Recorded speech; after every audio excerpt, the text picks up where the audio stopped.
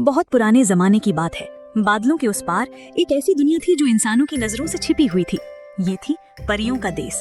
वहाँ आसमान हमेशा नीला और रोशन रहता, फूलों से खुशबू के बजाय रोशनी निकलती, दरख्तों पर क्रिस्टल झूलते और परियां परों के साथ आसमान में रक्स करती। इन सब परियों की रहनुमाई एक अजीम और खूबसूरत मलिका करती थी जिसका नाम था रानी सेराफीना। मगर एक रात आसमान पर अचानक स्याह बादल छा गए, फिजा में सर्द अंधेरा फैलने लगा। ये सब साया देवी यानी शैडो क्वीन का काम था। वो अंधेरों की ताकत रखती थी और हमेशा से परियों के देश से जलती थी। उसने एक खुफिया हमले में देश का सबसे कीमती खजाना क्रिस्टल ऑफ लाइट चुरा लिया। ये वो क्रिस्टल था जो पूरी दुनिया को रोशनी, रंग और जिंदगी देता था। इसके बिना कौसे कुज़ा बुझ गई, दरख्त सूखने लगे और परियों की परवाज भारी होने लगी। परियां घबराकर रानी सेराफीना के महल में जमा हुई। मलिका के चेहरे पर फिक्र की लकीरें थीं। उसने कहा, हम सब मिलकर भी साया देवी का सामना नहीं कर सकते। इस बार हमें किसी और की जरूरत है, एक ऐसे दिल की जो मासूम हो, जिसमें खौफ के बजाय उम्मीद हो। वो दिल इंसान का होना चाहिए। ये सुनते ही परियों में चहमगोइयां होने लगी। इंसानों की दुनिया बहुत दूर और अजनबी थी, वहाँ जाना आसान न था। तभी सबके बीच से एक बहादुर परी आगे बढ़ी। उसका नाम था लायरा।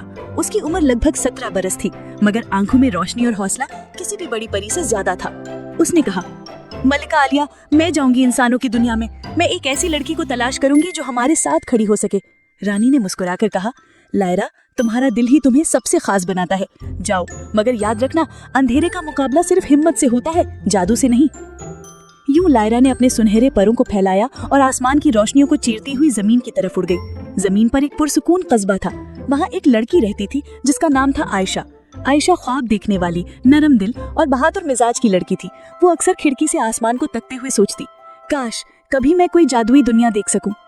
उसी रात जब वो बाग में बैठी चांद को देख रही थी, अचानक एक रोशनी आसमान से उतरी। रोशनी के बीच से एक परी नमूदार हुई।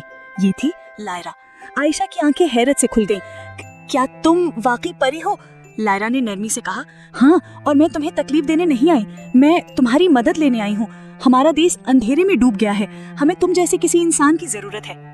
आयशा ने हिचकिचाते हुए कहा, लेकिन मैं तो एक आम लड़की हूँ, मैं क्या कर सकती हूँ?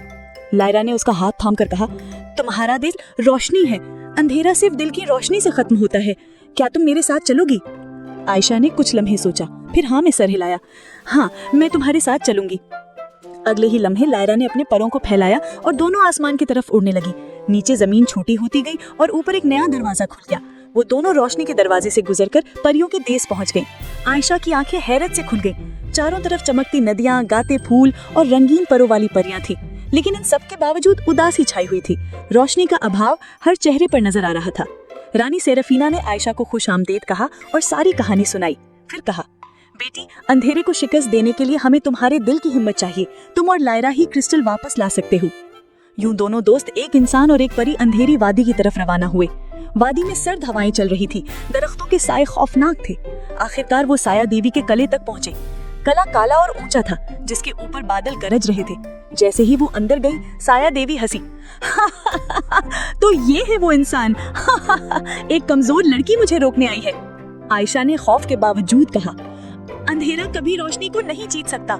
साया देवी ने स्याह शोले उन पर छोड़े। लायरा ने अपने परों से आयशा को बचाया, मगर दीवारें अंधेरों से भर गईं। तब आयशा को याद आया कि रानी ने कहा था, अंधेरा जादू से नहीं, दिल की रोशनी से टूटता है। आयशा ने आंखें बंद की और अपने दिल में उम्मीद जगाई। उसने बुलंद आवाज में कहा, मैं रोशनी पर यकीन रखती हूँ, मैं मोहब्बत और हिम्मत पर यकीन रखती हूँ। ये कहते ही उसके दिल से एक सुनहरी रोशनी फूटी जो आहिस्ता आहिस्ता पूरे कले को भरने लगी।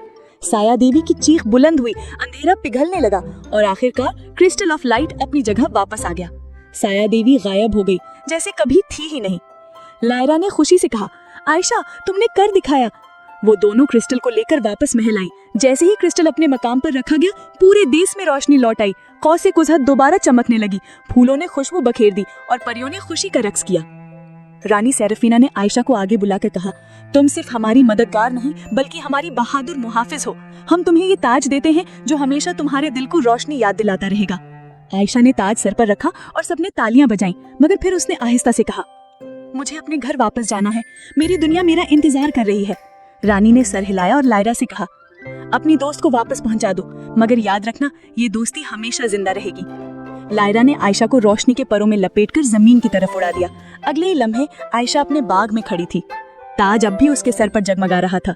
उसने आसमान की तरफ देखा और मुस्कुराकर कहा, लायरा, मैं तुम्हें कभी नहीं भूलूंगी। और यूं एक इंसान और एक परी की दोस्ती ने अंधेरों को शिकस्त देकर रोशनी को हमेशा के लिए जिंदा कर दिया।